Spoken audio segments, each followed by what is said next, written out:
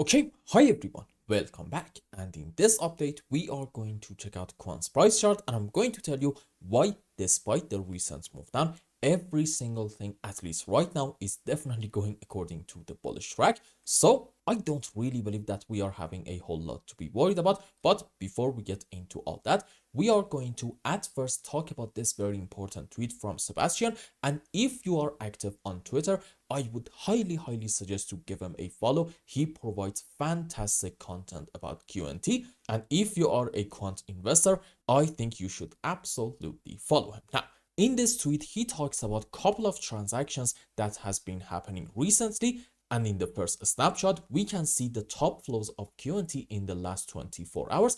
And leading the list is what? Yep, GSR Market, which just received nearly 14,500 tokens worth about, I think, $1.5 million. Now, alongside that, we also got major exchanges like, for instance, Binance and also Kraken, plus Ceffu, which is Binance's institutional custody solution, meaning these aren't actually a small retail moves. No, we are seeing big organized players right now in action. Now, zooming in the second image, we got the specific transaction, which is 14,500 QNT moved from a Binance hot wallet straight to GSR Market roughly 12 hours before this snapshot was taken. And that, my friends, is a significant flow into a market maker's wallet, and it actually, in my view, worth definitely paying attention to. Now, in the third image, we are seeing that about a month ago, GSR sent 20,000 QNT token back to a Binance deposit wallet, and that back in the day, I think, was about $1.9 million. So we are essentially watching a two-way bridge of QNT liquidity between Binance and GSR, and that is where things get kind of interesting. Now, to understand what this actually means, we need to know who the players really are. And in case you haven't heard of GSR, they're not actually your average investor. No, they are a global market maker providing liquidity for assets across many exchanges. And their main goal is to keep markets liquid and at the same time profit from trading volume. Meanwhile, Ceffu is built for institutional clients and corporations, offering them secure compliance storage, and they offer the kind of service that large firms are using when they are going to prepare for serious scale operations. So in short, we are looking at movement between major liquidity providers, institutional grade custody, and the largest exchange in the world, all centered around QNT. And now that we have broken the data, let's talk a little bit about what might actually be happening behind these transactions, because each move could mean something very different. And that's why I am considering 4 different scenarios in here. Scenario number 1 suggests, which might actually be sort of kind of the most likely possibility, it suggests that GSR is just doing their job and market makers consistently actually move tokens between wallets and exchanges to balance liquidity. For example, according to the third picture, last month, GSR sent 20,000 QNT token to Binance, maybe to sell. Yep, it's absolutely a possibility, but maybe in order to provide liquidity. And now they have pulled 14.5K back, probably to restock for upcoming demand. So this process, if you want to look at it from this perspective, in my view, looks quite routine, but the timing could actually hint that they are preparing for increased activity around quant. And that leads me to the second possibility, which is large OTC deal. You see, in this scenario, we are talking about a big investor potentially wanting to buy a large amount of QNT quietly without pumping the market. Now, why is it that 14.5K QNT token is going to pump the market? Because the total supply of quant, I think it's about 14.8 million, and 14.5K, it's about 0.1%. And you might say, well, okay, that's actually insignificant.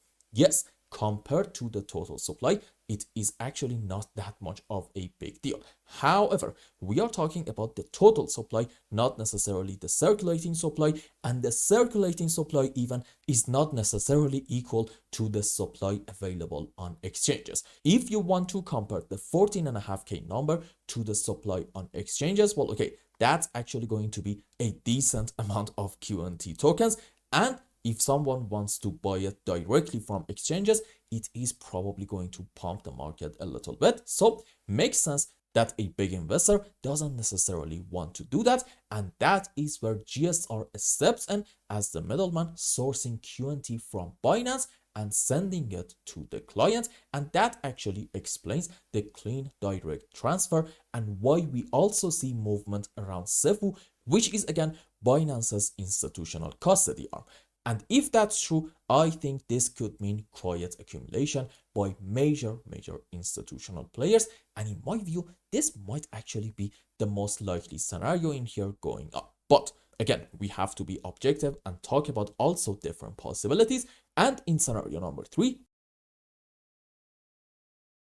we are going to say, you know what, maybe it is possible that GSR itself is anticipating a big announcement, maybe a partnership, product release, which in case that you don't know, we recently did actually have the QuantNet announcement. So who knows, maybe this is one very important reason for why GSR decided to buy 14.5K token. This is also a possibility, suggesting that they are actually building liquidity reserves before things potentially and hopefully heat up. Now, in my final scenario, we're going to talk about price manipulation a bit, but I'm not really sure whether this is actually the most likely scenario or not. You see, you can technically call this manipulation, but usually this is actually how market making looks from the outside, and their main goal is what? To keep markets liquid, not to control price direction. And the timing, meaning a sell about 30 days ago and a buy now, does suggest that they are actually reacting to the market shifts, not necessarily orchestrating them. So I'm going to say this might be the less likely scenario between all the possibilities that we talked about. So in essence, we are likely seeing one of these 3 things, not 4.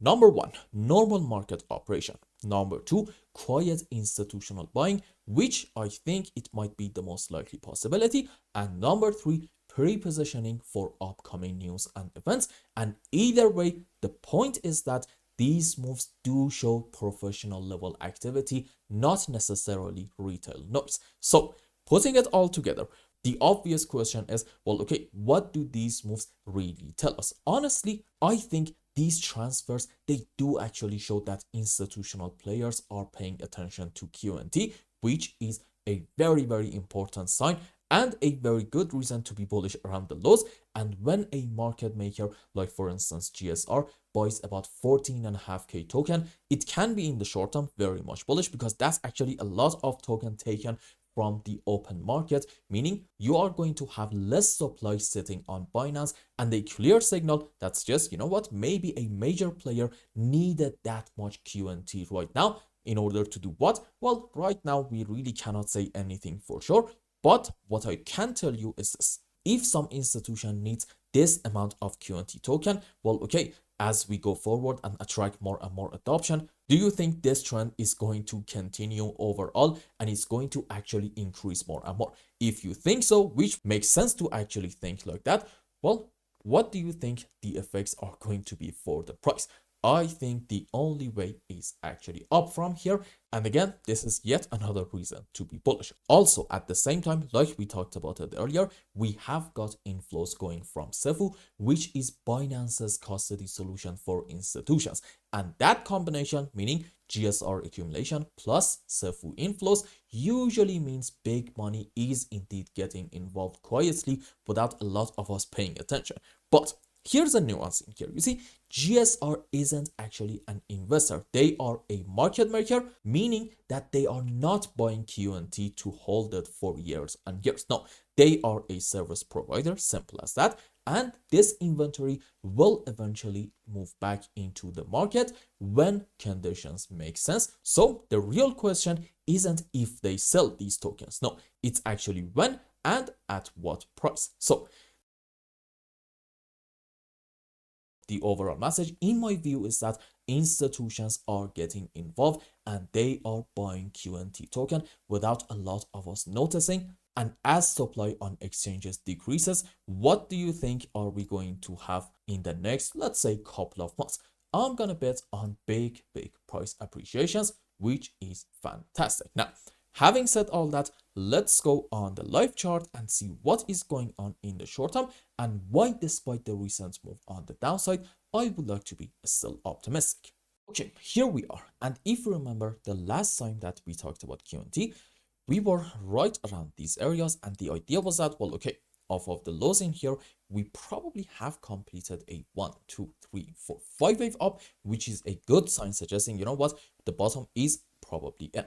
Also, I think I forgot to tell you this. You see, we do have some more optimistic signs in here, and for instance, in a classic downtrend, what do you have? A series of lower highs and lower lows. Now, the moment that we get a bounce, and in that phase, we take the previous major pivot high in quite a strong manner, you can actually argue, you know what, maybe the downtrend has come to an end, and this is going to be the start of a uptrend, meaning we can have from this point moving forward a series of higher highs and higher lows. And I think in quant we do have that. Let's just do this. Maybe it's best to go on H4 time frame. Okay, so as you can see, from the highs to about the lows, we have been just constantly setting lower highs and lower lows. In other words, we were in a beautiful looking downtrend. But what happened recently in this specific phase up, in quite a strong manner, we actually took the previous major pivot high right in here. So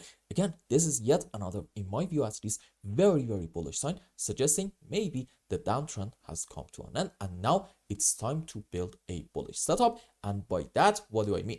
I believe we also talked about it in the previous update. You see, when we say the bottom is in, it doesn't necessarily mean that we are going to go straight up effective immediately. That's just simply not realistic. And in fact, after completing a 1, 2, 3, 4, 5 on the upside in terms of Elliott waves, even if you want to be really optimistic, you should one way or the other consider a move on the downside. And we also said this in the previous video. You see, we talked about the fact that the move down itself that we are going to get soon in QNT is not really that important. What really matters is the shape of that move, because that is actually going to determine whether we are in here optimistic or not. And what is going on in here? Well, I do believe that I got good news for you, because this seems a lot like a slow and choppy move down, and between our pullbacks up, as you can see, we are just constantly having overlapping of the waves. And this is a very important characteristic of a correction structure, suggesting, you know what, yep, on a higher degree, odds are this is 5 up into 1. The current phase down that we are having is a correction for wave 2. And what's next? You know what, a strong move up into wave 3, 4, 5. In other words, in this phase, we are just gathering the power for the next magnificent move on the upside. And there's just, for now at least, not a whole lot to be worried about. Now, I know a lot of you are going to say that, well, okay, isn't this a head and shoulder structure? This is our left shoulder followed by our head, and this can be our right shoulder. And the answer to that question, I think, is yes. But pay attention, this head and shoulder right now, it's not really confirmed yet. You need to be a bit patient and see, are we going to get a break of the neckline or not? And by that, I mean, we go under the line, do a pullback, and then get a continuation of the move down in order to take this low. If we do this, fair enough, this is a head and shoulder, and at that point we are going to be headed a bit lower. And how lower exactly are we talking about? Well, okay, you need to measure the height of your pattern from here to about this point and put it at your breaking point. Yeah, okay, this is giving you about like a $93 target, which at the same time, I think it's actually around a very important fib level. There we go. Yep, it is around the 61.8%. And even if we want to go a bit lower, yeah, okay, I guess we can go to about the 78% level, around $91. And I actually forgot to tell you this. You see, if we are having truly a 1-2 structure, okay, What is one very important characteristic of a wave 2? I think you know it. It's usually being quite a deep move on the downside. So having a 5 to 10% move down in QNT starting from the current point, I want to be very clear, it's not going to be a bad sign at all. And you know what? Go ahead, consider this head and shoulder structure, suggesting we are headed lower. Even this thing is not going to hurt our bullish case, okay? It's very, very important to understand that. And here is my final point. I think you noticed that I got this level right in here. Well, here is the situation. This isn't actually a level. You see, for the first time, I'm going to talk about a touchy subject, which is time analysis. And since a lot of people are not really good at timing, well, okay, makes sense for them to say maybe such a thing doesn't really exist. But I'm actually here to tell you this. Time analysis does actually exist, but it's not actually as glamorous as you think. Why? Because when it comes to technical analysis and checking the price action out, we usually say if we get it right 6 out of 10 times, that's going to be great. And overall, we are going to make good money, right? Well, guess what? Time analysis is also not different. And you can say maybe 5 or 6 out of 10 times it's going to work, but pay attention, 4 or 5 times it's not going to work. So when we are talking about time analysis, we're not talking about a way of analyzing the charts that works like 80-90% of the time. That's just simply not a thing. Anyway, back to QNT's chart. You see, I think around this time period in quant, we are actually going to hit the low of our correction. And does this thing actually matter or not? No, it doesn't really matter, because I don't really think this thing is actually a tradable. My priority is actually to see a good move down followed by a bit of a bounce. And when I see the right subwaves, trust me, I'm going to call this point our final low. But you know, also timing it, it's not really going to hurt anybody at all. So consider this time period between, let's say, October 8th to about October 12th. And that means what? Yep, probably in about 5 to 7 days, we are going to hit the low of our correction, hopefully in QNT. So let's have a quick conclusion. Overall, I do not believe that we are having anything to be worried about, and I do think this is probably a wave 1, 2, and what's next, great move up into wave 3, 4, 5. And having said that, you know what, maybe the low of our wave 2 is not in yet, okay? Just because we are going to get a move down in the next 2-3 days doesn't necessarily mean that we should be overwhelmingly bearish. In fact, because this seems a lot like a correction structure, maybe in form of, a WXY, preferably in form of a double zigzag,